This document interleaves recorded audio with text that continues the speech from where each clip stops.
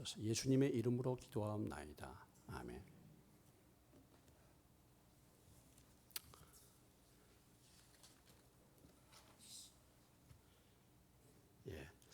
인생살이라는 것이 한 문제가 해결이 되면은 또 다른 또 문제가 다가오고 또 그 문제가 해결이 되면 또 다른 문제가 발생합니다. 우리가 삶을 살고 있는 이 세상에서는 문제가 그치지 않죠. 어떤 경우는 외적인 그런 문제, 외적으로 문제들이 생기고 또 한편으로는 내적으로 어떤 문제들이 생깁니다. 이 초대교회, 성령이 충만한 이 초대교회도 역시 사람들이 사는 공동체이기 때문에 다를 바가 없습니다.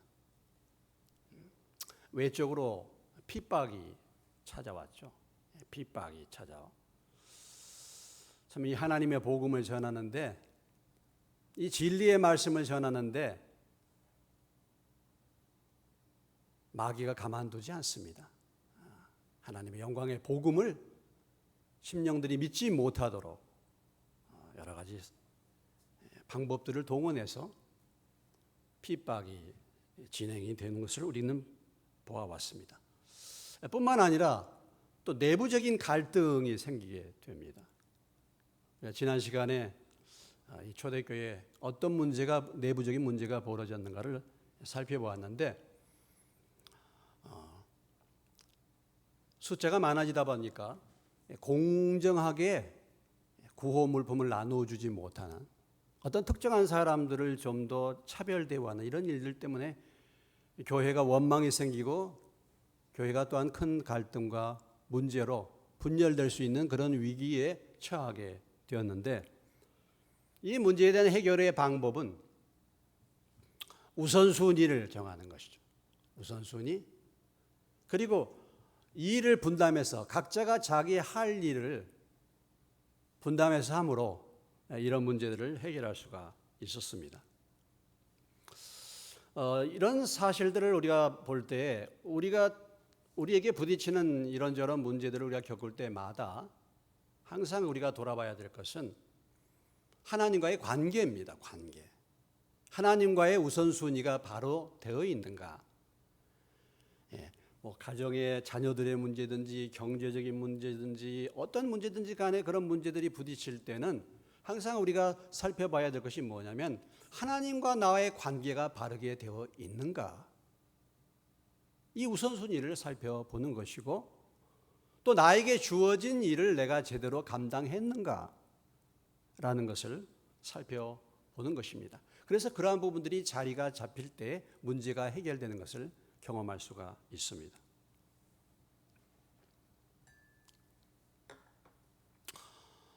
지금 우리는 한 번도 경험해 보지 못한 그런 세상을 경험하고 있습니다.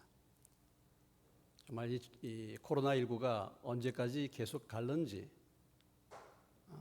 미국의 유명한 감염병 학자 파우치 소장은 백신이 개발된다 할지라도 과거처럼 정상적인 사회로 돌아가려면 내년 말쯤이나 가능하지 않겠는가, 이렇게 이제 예상을 했는데 그것도 우리가 알 수가 없죠.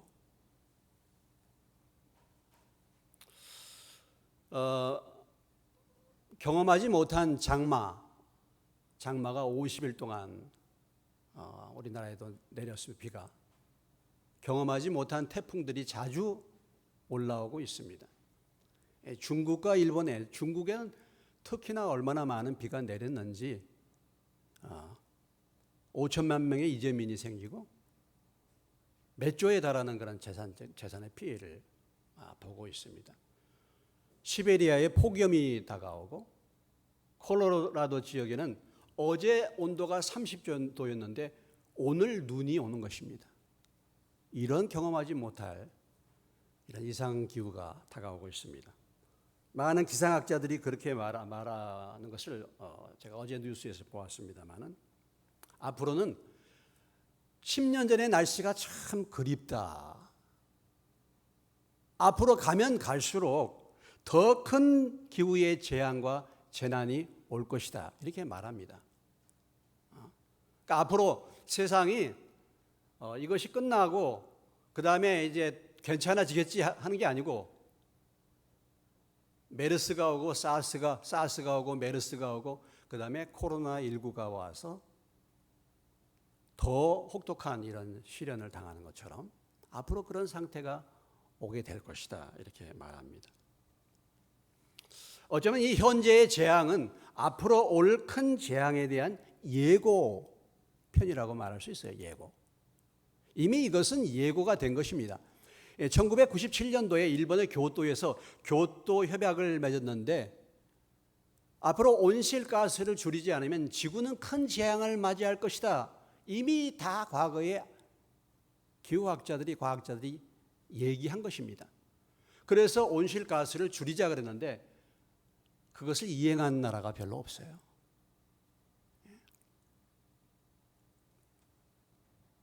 정말 앞으로 우리는 어떤 재앙, 어떤 어려움들을 겪을지 모릅니다. 정말 주님이 성경에서 예언한 대로 주님의 때가 심히 가까웠음을 우리는 깨달아야 될 것입니다. 이렇게 현재의 문제들은 앞으로 올 어떤 재앙에 대해서 어떤 문제들에 대한 예고편으로 우리에게 주어진 경우가 많이 있어요. 초대교회도 교회가 이루어진 다음에 몇 차례 지금 위협과 핍박을 경험을 했습니다.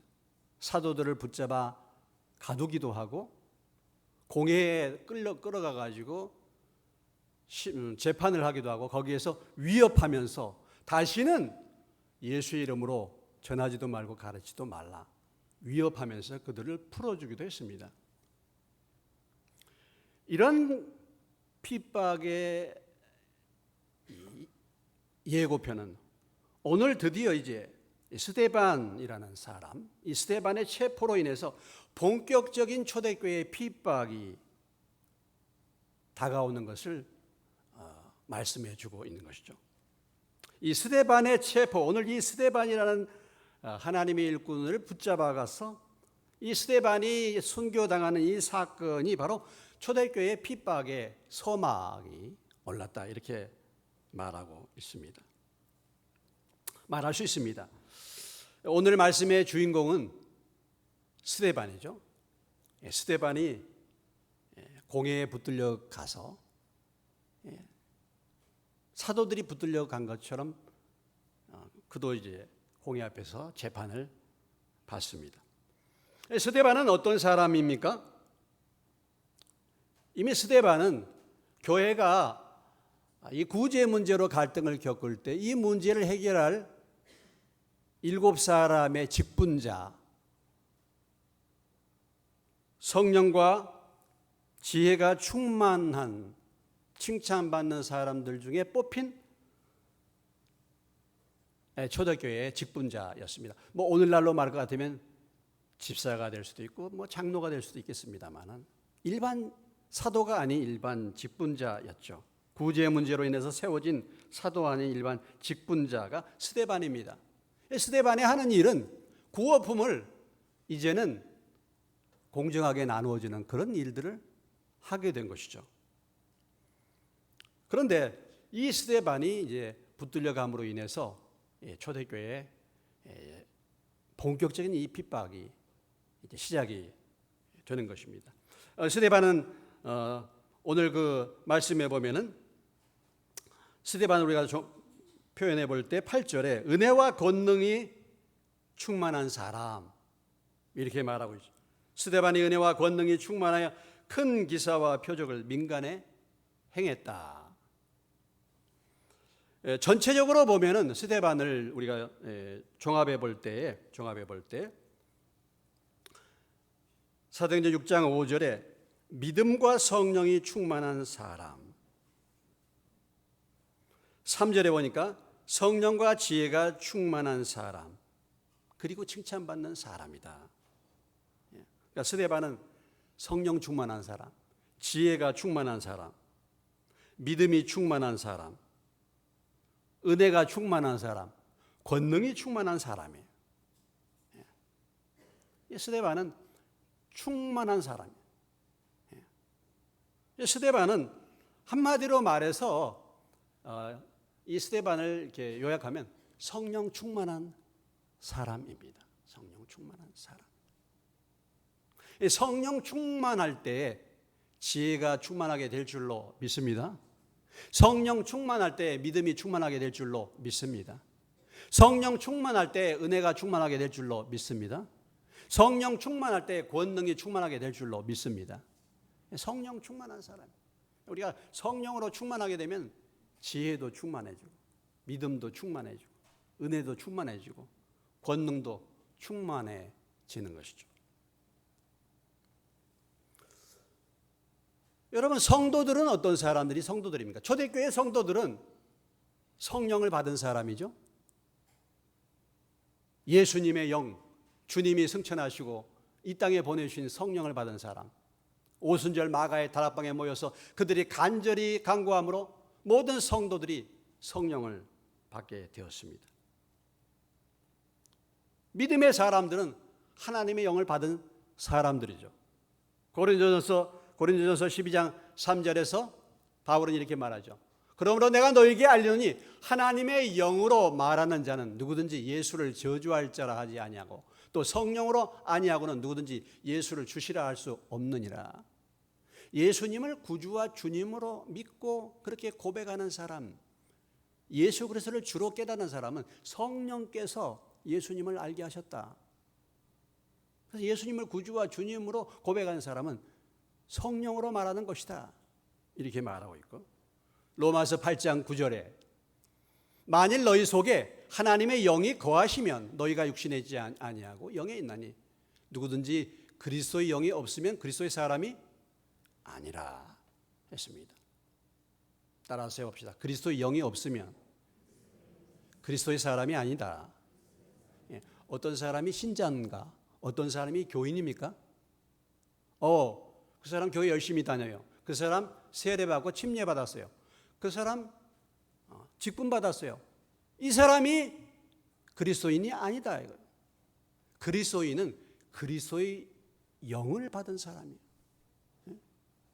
그리스도의 영을 받아. 하나님의 영, 성령을 받은 사람이 그리스도인이다 라는 것입니다.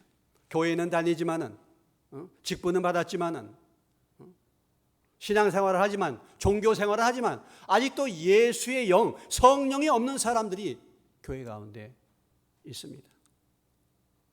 여러분은 그리스도의 영으로 성령으로 거듭나시기를 주의 이름으로 축원합니다.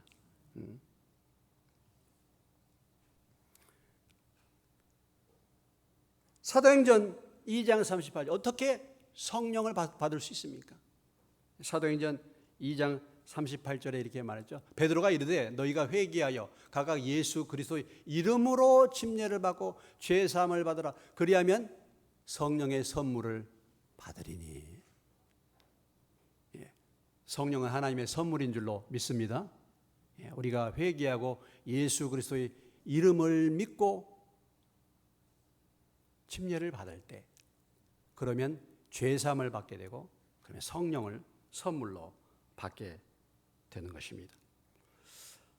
성령을 받게 되면은 어떤 현상들이 일어나게 됩니까? 예수님을 깨닫게 되죠. 예수님을 깨닫게 되고 예수님이 누구신가를 알게 되는 것이죠. 성령이 오시면은 죄를 깨닫게 됩니다. 죄를. 요한복음 16장 8절에 이렇게 말하고 있습니다. 그가 와서 죄에 대하여 의에 대하여 심판에 대하여 세상을 책망하시리라. 우리가 성령을 받으면요 죄에 대해서 민감해져. 죄가 뭔지를 알게 돼요. 죄가 뭔지를. 이 세상에서 사람들이 말하는 죄가 아니라 하나님이 말씀하시는 죄가 뭔지를 깨닫게 죄에 민감해지는 것입니다. 그러니까 예수 믿고 정말 성령을 받았으면은 죄를 함부로 지을 수는 없죠. 죄를 깨닫게 하시고 죄에 대해서 민감해지는 것입니다. 요한복음 16장 13절 그러나 진리의 성령이 오시면 그가 너희를 모든 진리 가운데로 인도하시리니 그랬어요. 그가 스스로 말하지 않고 오직 들은 것을 말하며 장래일을 너희에게 알리시리라. 성령을 받으면 성령은 무슨 영입니까? 진리의 영. 그래서 우리를 진리 가운데로 인도하신다. 예수 믿어서 성령 받게 되면 진리 가운데로 인도함을 받게 될 줄로 믿으시기 바랍니다. 우리를 진리 가운데로 인도하신다. 무엇이 옳고 그른지 무엇이 진리인지를 알게 하는 것입니다. 그리고 장래일을 또한 알게 되는 거예요. 요한복음 14장 17절에서 이렇게 표현하고 있습니다. 너희가 나를 알았더라면 내 아버지도 알았으리라. 이제부터는 너희가 그를 알았고 또 17절입니다. 14장 17절의 말씀이에요.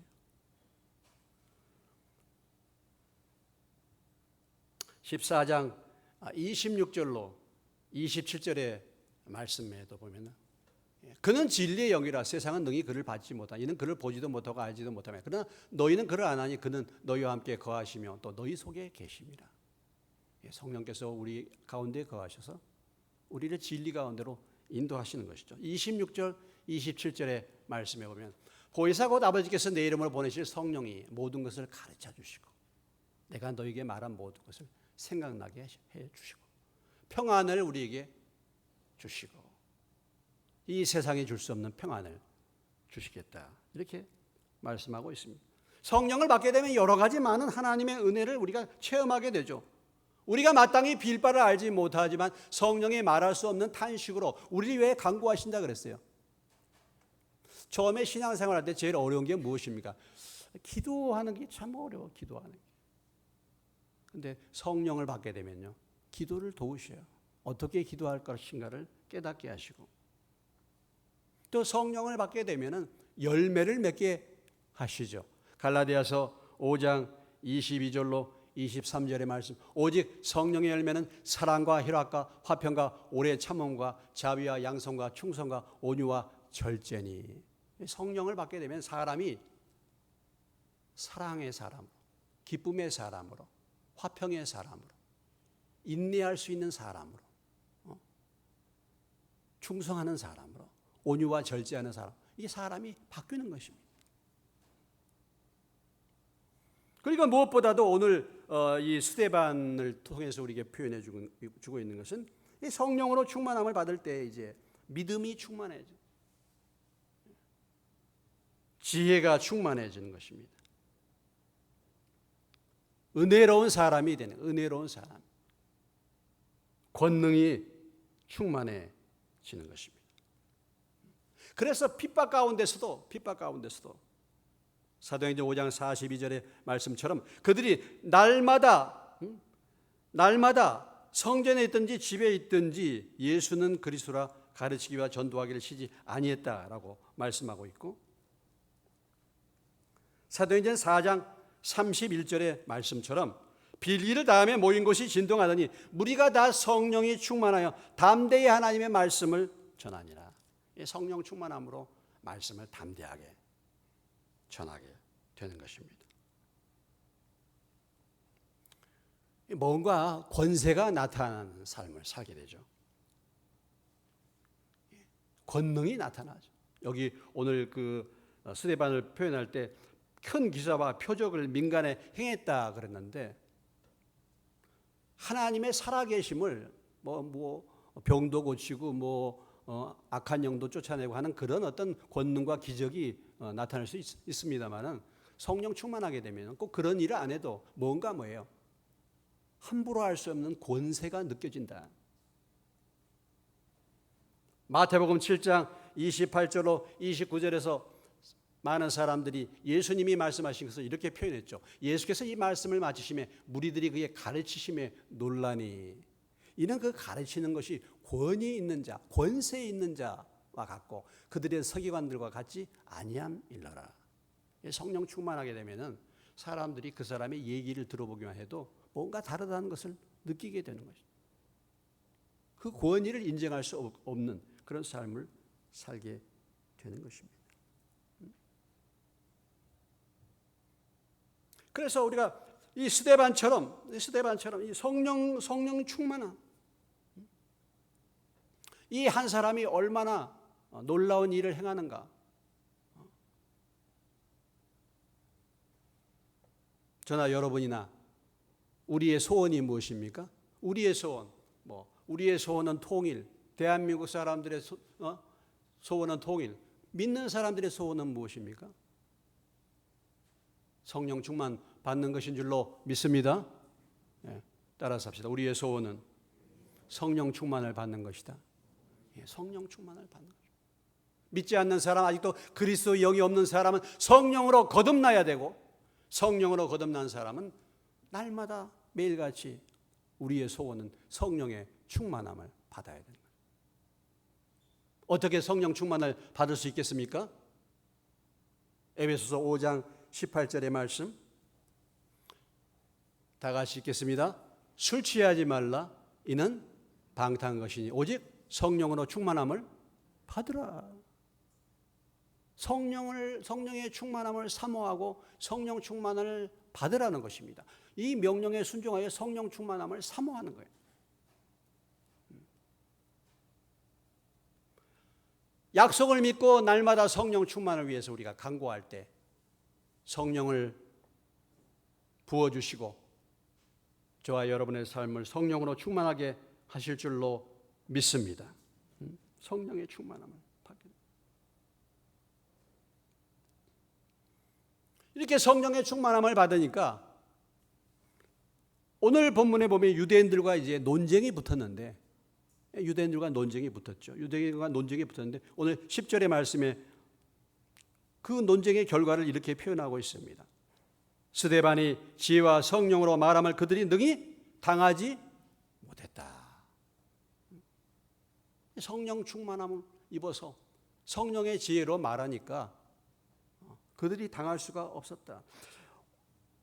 스데반이 말주변이 좋아서 이겼는가, 논쟁에서 이겼는가, 스데반이 정말 지식이 많아서 이 논쟁에서 이겼는가? 말을 잘해서가 아니죠. 성령으로 말하니까, 성령의 지혜로 말하니까 이 논쟁에서 승리하게 된 것입니다. 왜냐하면 진리는 승리하기 때문에 그런 것이죠. 진리는, 거짓과 진리는 진리가 승리하게 되어 있습니다. 그래서 진리이기 때문에 성령이 진리의 영이기 때문에 진리로 말하는 것을 그들이 이길 수가 없었다라는 것이죠. 그래서 사실 우리가 성령이 오시고 성령의 충만함을 입으면은 하나님께서 우리에게 모든 것을 다 가르쳐 주실 수 있습니다. 요한일서 2장 20절 말씀에 보면은 사도 요한은 이렇게 말했어요. 요한일서 2장 27절 너희는 주께 받은 바 기름 부음이 너희 안에 거하나니 아무도 너희를 가르칠 필요가 없고 오직 그의 기름 부음이 모든 것을 너희에게 가르치며 또 참되고 거짓이 없으니 너희를 가르치신 그대로 주 안에 거하라.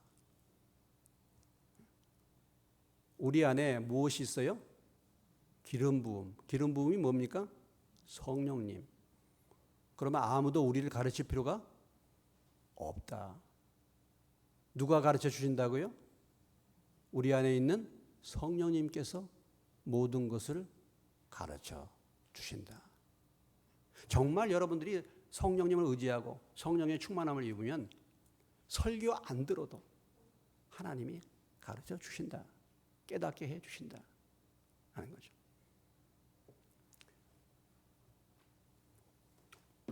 워치만이라고 하는 중국의 유명한 믿음의 사람이 있습니다.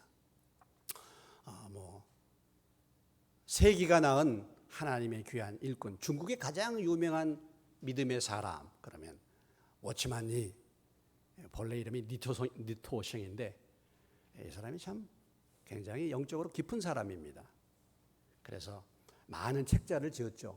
영에 속한 사람, 깊은 바다가 깊은 바다를 부른다, 이런 많은 책자들인데 그분의 간증, 그분의 책자를 보면은 거기에 이런 얘기가 있어요.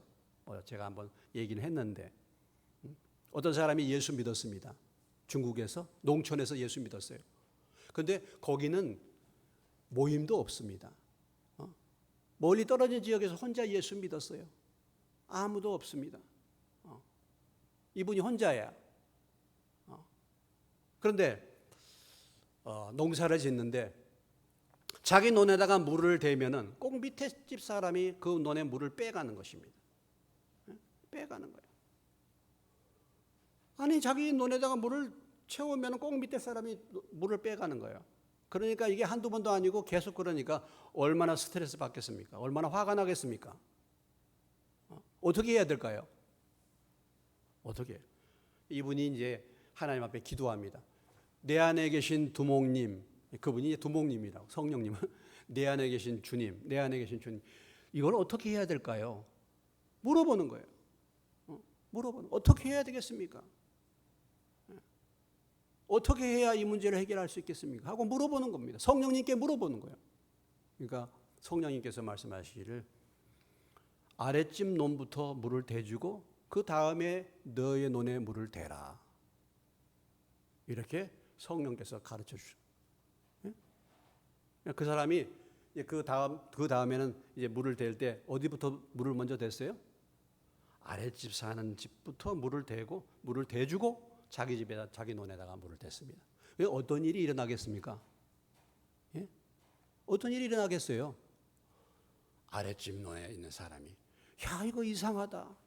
내가 이렇게 몰래 빼나갔으면 분명히 나한테 와서 뭐라고 하면서 나하고 싸움이 붙어야 되는데 자기 논에다가 물을 먼저 대준단 말이죠. 이게 도대체 어떻게 된 걸까? 이 사람 도대체 어떤 사람인가? 왜 그런가? 그래서 그 사람이 나중에 회개하고 예수를 믿게 된 것입니다. 누가 가르쳐 주셨어요? 성령님께서. 설교자가 있었습니까? 없었어요. 성령님. 그러니까 우리 가운데 있는 성령님을 우리가 정말 의지하고 우리가 날마다 성령의 충만함을 구하면 내 인생의 문제들마다 그런 부분에 대해서 우리에게 하나님이 가르쳐 주시고 인도해 주실 줄로 믿습니다. 예? 성령. 하나님이 믿는 믿음의 사람들 우리에게 주신 선물 중에 또 한 가지 놀라운 선물 성령님을 보내주신 줄로 믿습니다. 이 성령님을 우리에게 보내주신 얼마나 놀라운 일인가 하는 것이죠. 바로 스데반은 이런 사람 성령으로 충만한 사람 믿음도 충만하고 지혜도 충만하고 은혜도 충만하고 권능도 충만하고 균형 잡힌 이런 사람이었어요. 오늘 우리가 우리의 삶을 돌아볼 때 나는 어떤가라는 것이죠. 나는 어떤가? 나는 무엇으로 충만합니까? 오늘 나는 무엇으로 충만합니까? 교회는 다녔는데 여러분 성령을 받으셨습니까? 성령으로 거듭나셨습니까? 지금 여러분 안에 그리스도의 영이 거하십니까? 그러면 그 성령으로 우리가 충만함을 받았습니까? 성령이 충만하십니까? 오늘 이 스데반은 초대교회의 일반적인 직분자입니다. 사도도 아니에요. 지도자도 아니에요. 그냥 일반 집사, 일반 그냥 성도, 일반 직분자가 이런 상태예요. 이렇게 성령으로 충만한 상태. 오늘 우리 교회의 문제가 무엇입니까? 오늘 우리 교회, 한국 교회의 문제가 무엇입니까? 교인들이 성령의 충만함을 상실한 것이죠. 세상의 물질로 충만해, 세상 것들로 충만해, 욕심으로 충만하고. 과연 나는 무엇으로 충만한가? 우리가 성령 충만하지 못한 죄를 회개하고 날마다 성령 충만함을 사모할 수 있는 저와 여러분 되시기를 주의 이름으로 축원합니다. 이런 스데반을 붙들어 가서 논쟁을 벌린 사람들이 있죠. 대적자들이 있습니다. 핍박자들이 있습니다. 참 이 진리가 있는 곳에는 꼭 거짓이 따라요. 하나님의 역사가 있는 곳에는 꼭 마귀의 역사가 있어요. 선이 있는 곳에는 꼭 악이 있어요. 보면은 이 스데반을 붙잡아가서 논쟁을 벌이고 스데반을 결국은 체포했던 붙잡아간 이 사람들 대적자들이죠. 그 사람들이 어떤 사람들입니까? 오늘 본문의 9절에 보면은 이렇게 표현하고 있습니다. 이른바 자유민들 즉 구레네인 알렉산드라인 길리기아와 아시아에서 온 사람들의 회당에서 어떤 사람들이 일어나 스데반과 더불어 논쟁할세 그랬죠. 자유민들이라고 그랬습니다. 무슨 얘기입니까? 로마의 정부에 포로로 붙들려 갔다가 나중에 석방돼 가지고 조국으로 돌아온 유대인들을 말하는 것입니다. 포로로 붙들려 갔다가 석방된 사람, 자유를 이제 노예에서 석방돼 가지고 자유를 찾아서 돌아온 사람들이 이 스데반과 더불어 논쟁을 벌였다라는 것이죠. 이들이 스데반과 더불어 벌린 논쟁이 무엇입니까? 유대인들이 일반적으로 예수님과 논쟁을 벌리고 계속해서 사도들과 논쟁을 벌리고 스데반과 논쟁을 벌인 논쟁의 중요한 문제가 무엇입니까? 한마디로 말해서 복음과 율법의 논쟁이에요. 복음과 율법의 논쟁. 오늘 그 논쟁의 내용이 구체적으로는 나와 있지 않지만은 우리가 11절의 말씀을 본다든지 14절의 말씀, 13절, 14절의 말씀을 보면 그들이 어떤 문제로 스데반과 논쟁을 벌였는지를 알 수가 있습니다. 11절에 사람들을 매수하여 말하게 하되 이 사람이 모세와 하나님을 못 오겠다. 그죠? 13절에 거짓 증인들을 세우니 이르되 이 사람이 이 거룩한 것과 율법을 거슬려 말했다. 모세가 나사렛 예수가 이곳을 헐고 14절에 또 모세가 우리에게 전해준 규례를 고치겠다 함을 우리가 들었노라 했습니다. 한마디로 말해서 과거에 유대인들이 섬겼던 거룩한 성전, 이 성전이 이제 예수님이 오심으로 예수님이 성전을 사흘 만에 헐겠다 말씀하셨잖아요. 이제는 성령이 하나의 어떤 장소에 갇히는 것이 아니라 예수를 믿으면 모든 사람들의 심령 가운데 성령이 임하시게 될 줄로 믿습니다. 하나님이 우리에게 주신 복이 그거죠. 예수 믿는 사람들에게 누구에게든지 성령을 부어주시고 이제는 율법을 지켜서 어떤 율법의 행위를 가지고 할례를 받는다든지 유대인의 어떤 특권을 가지고 율법을 붙들고 율법을 지키고 그렇게 해서 하나님의 백성이 되는 것이 아니라 예수를 믿음으로 하나님의 백성이 된다. 이 복음과 율법과의 갈등입니다. 이것에 대한 논쟁을 계속해서 벌이고 있는 것이죠. 우리가 어떻게 구원을 받을 수 있습니까? 로마서 3장 20절로 24절의 말씀에 보면 그러므로 율법의 행위로 그의 앞에 의롭다 하심을 얻을 육체가 없나니 율법으로는 죄를 깨달음이라. 이 말씀대로 사는 게 아니라 이거죠. 이 말씀대로 살 수가 없다라는 거 아니겠습니까? 교회 다니면서 좋은 설교 들어가지고 내가 점점 착해지는 것, 그래가지고 좋은 데 가는 게 아니잖아요. 여러분 가운데 혹시라도 아직까지 그렇게 교회를 다니면서 그렇게 신앙생활 하신 분 계십니까?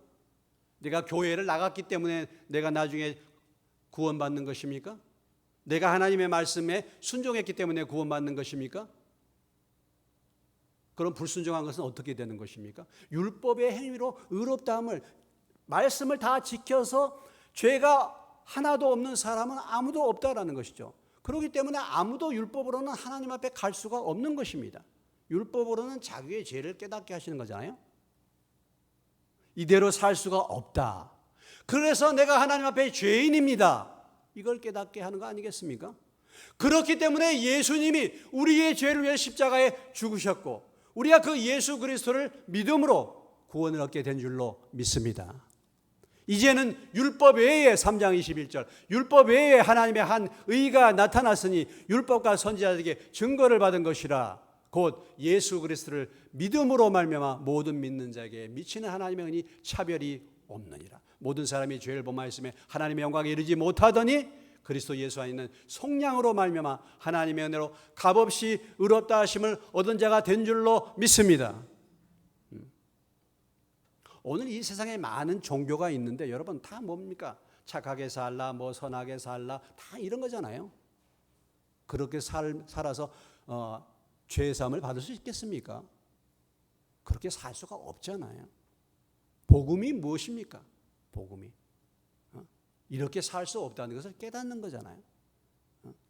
여러분 아직도 지금까지 신앙생활하면서 아직도 이 말씀 따라서 그냥 내가 착하게 살면은 말씀 따라서 조금씩 순종해서 살면은 언젠가 내가 하나님을 만날 줄 알고 이렇게 교회 다니신 분은 없으시죠? 우리 교회 가운데? 내가 직분 받았고 뭐 세례 받고 침례 받았다고 해서 하나님 나라에 가는 것입니까? 아니죠. 우리가 알아야 될 것은 율법으로는 그 율법대로 살 수가 없다는 것을 아는 거 아니겠습니까? 내가 죄인이라는 것을 아는 거 아니겠어요? 그래서 그렇기 때문에 예수님이 오신 거 아니겠습니까? 예수님이 왜 돌아가셨습니까? 내가 그렇게 살지 못하는 죄 때문에 그 죄의 제물이 되어주기 위해서 주님이 돌아가시고 우리를 의롭다 하시기 위해서 사흘 만에 부활하신 줄로 믿습니다. 그런데 유대인들은 여전히 뭐예요? 그걸 붙들고 있는 거예요. 여전히. 로마서 10장 2절로 3절의 말씀에 보면은 내가 증언하노니 그들이 하나님께 열심히 있으나 올바른 지식을 따른 것이 아니라 하나님의 의의를 모르고 자기 의의를 세우려고 힘써 하나님의 의의에 복종하지 아니하였느니라. 결국은 뭐냐면 자기 의의를 세우는 거예요. 이게 유대인들뿐만 아니라 오늘 이 세상도 마찬가지입니다. 이 세상도 뭔가 자기가 의롭게 산다고 하는 사람들, 그래서 자기가 옳다라고 주장하는 사람들 가만히 보면요, 결국은 자기 의의를 세우는 거예요. 그런데 아무리 내 의의를 세워도 하나님 앞에 의롭다함을 받는 사람은 한 사람도 없습니다. 단지 어떤 사람은 죄를 1000번 지었다면 어떤 사람은 죄를 한두 번 지은 것이죠. 하나님의 기준은 100점이에요. 죄를 한 번도 안 지어야지 하나님 나라에 가는 것이고 죄의 사함을 받는 것인데, 이 세상의 그 100점의 기준을 만족할 사람은 아무도 없습니다. 어떤 사람은 90점 맞았어. 내가 다른 사람보다 나아. 형편없이 사는 사람보다 그래도 나는 나아. 그래서 그 의의를 자랑하는 거 아니겠습니까? 그러나 하나님이 보실 때 너도 불합격이야. 너도. 이렇게 말씀하시지 않습니까? 이 논쟁을 계속해서 유대인들과 사도들과 스데반과 계속해서 벌이고 있는 것이죠. 그래서 그들이 공격하는 방법을 보세요. 어떻게 공격합니까? 11절에 보니까 사람들을 매수하는 것입니다. 매수. 여론을 조작하는 거죠. 이 사람이 모세와 하나님을 모독하는 말을 하는 것을 우리가 들었노라. 가짜 뉴스를 퍼뜨린 겁니다. 요즘에 참 보면 이렇게 어떤 사람을 매장하고 공격할 때 가짜 소식을 자꾸 퍼뜨려. 거슬려 말했다. 이런 가짜 뉴스를.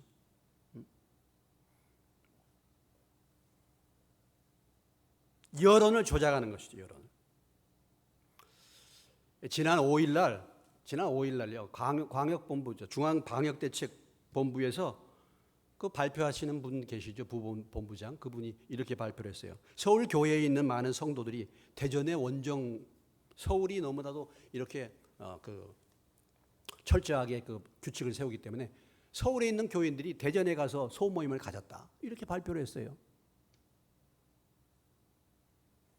그래서 MBC나 SBS나 YTN에서 이렇게 큰 뉴스로 나왔습니다. 서울에서 대전까지 교회 원정 소모임. 교회가 서울에서 이렇게 철저하게 이렇게 방역 규칙을 엄격하게 다루기 때문에 대전에 가서 예배드리러 갔다는 거예요. 근데 그게 그런 것입니까? 아니에요, 그게요. 통합측에 지금 총회가 다 열려지고 있는데 총회에 부총회장 선거를 해야 됩니다. 총회장 선거도 해야 되고. 그런데 총회장이나 부총회장이 나오면은 연설해야 되잖아요. 정견을 발표해야 되는데 방역을 철저하게 지키기 위해서 녹화를 하러 모인 거예요. 녹화로 대전에서. 대전 제일교회에서 몇 사람이 부총회장 나오신 분들 몇 분 모여가지고 몇 사람이 철저히 모여가지고 부총회장 견해를 녹화해가지고 그것으로 모이지 않고 그 정견을 발표하려고 대전에 가서 모인 것을 갖다가 이렇게 발표한 것입니다. 그래서 계속 교회가 코로나의 확진자의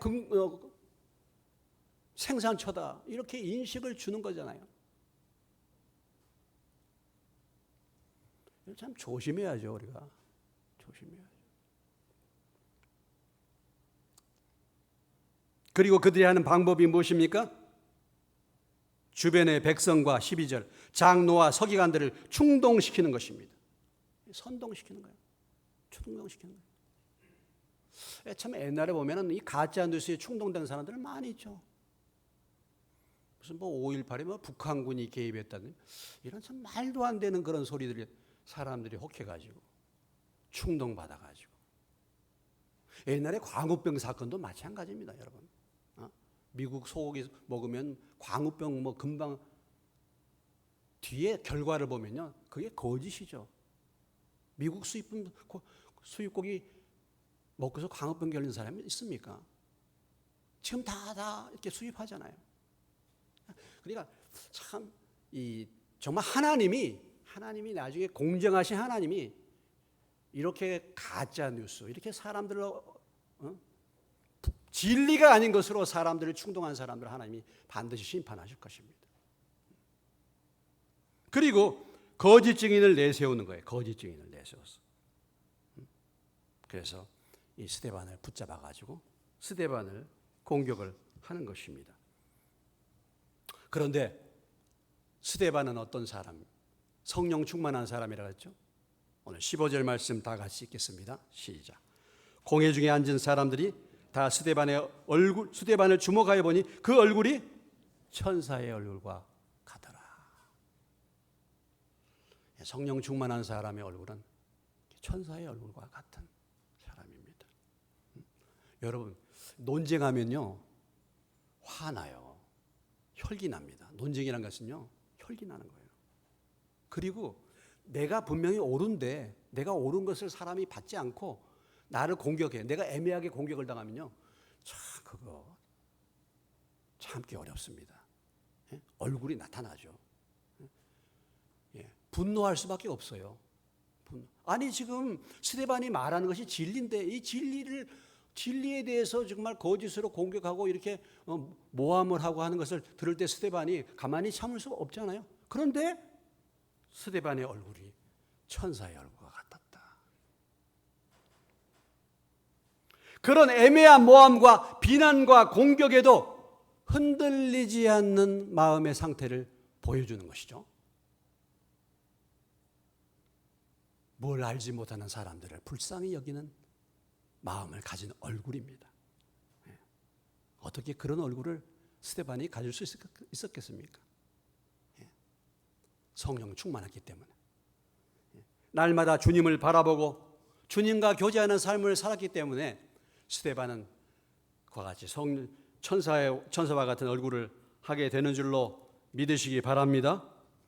7장 55절에 보면은 스데반이 성령 충만하여 하늘을 우러러 주목하여 하나님의 영광과 및 예수께서 하나님 우편에 서신 것을 보고 말하되 하늘이 열리고 인자가 하나님 우편에 서신 것을 보노라. 스데반이 늘 하나님을 사모하고 주님을 사모했기 때문에 주님의 얼굴을 닮은 것입니다. 그래서 그런 화평한 얼굴을 갖게 되는 거예요. 여러분, 얼굴이라는 것은 무엇을 말한다 그랬죠? 얼굴은 내 얼의 꼴입니다. 내 영혼의 상태예요. 그것이 얼굴입니다. 얼이라는 것은 내 영혼을 말하는 얼의 꼴, 그것을 얼굴이라 그럽니다. 그러니까 그 사람의 얼굴을 보면은 그 사람의 상태를 어느 정도 알 수가 있죠. 그런 말 있지 않습니까? 나이 40이 되면 자신의 얼굴에 뭐예요? 책임을 져라. 그런 말 있잖아요. 자신의 내 얼굴은 어떤가? 내 얼굴은 어떻습니까? 한번 서로 돌아보시면서 상대의 얼굴 한번 보시기 바랍니다. 내 얼굴은 어떤가? 어두운 얼굴 아닙니까? 두려움과 근심과 걱정에 늘 사로잡힌 얼굴, 어둠의 얼굴이에요. 예수를 믿었는데 평안이 없어. 어둠이에요. 혈기가 충만한 얼굴이에요. 분노하는 얼굴로 늘 살 수 있습니다. 아주 공격적인 얼굴을 띈 사람도 있어요. 날카로운 얼굴입니다. 교만한 얼굴을 보일 수도 있죠. 세상 욕심이 가득한 얼굴도 있습니다. 뻔뻔한 얼굴도 있어요. 뻔뻔한 얼굴. 자기의 잘못을 절대로 시인을 안 합니다. 사과도 없고, 잘못했으면 사과를 해야 되는데 사과도 없고 적반하장이에요. 이런 얼굴. 주님을 사모하고 주님과 교통하여 성령 충만하여 주님의 얼굴을 담는 저와 여러분 되시기를 주의 이름으로 축원합니다. 스데반과 같이 흔들림이 없는 천사의 얼굴. 우리가 어떻게 이런 얼굴을 가질 수 있어요? 성령 충만하면 이런 얼굴을 갖게 될 줄로 믿습니다. 이런 믿음의 삶을 사는 저와 여러분이 되시기를 주님의 이름으로 축원합니다. 갈수록 믿음 지키기 어려운 세상, 하나님을 대적하는 무리들이 역사하는 이 세상, 갈수록 환경적으로 어려워지는 이 세상에서 우리가 어떻게 믿음을 지킬 수 있겠습니까? 성령으로 거듭나서 뿐만 아니라 오늘 스데반처럼 성령으로 충만하고, 그리하여 믿음으로 충만하고 지혜로 충만하고 은혜로 충만하고 권능으로 충만해서 흔들리지 않는 믿음을 지키는, 그리고 승리하는 저와 여러분 되시기를 주님의 이름으로 축원합니다. 기도하시겠습니다. 하나님 아버지, 초대교회 일반 직분자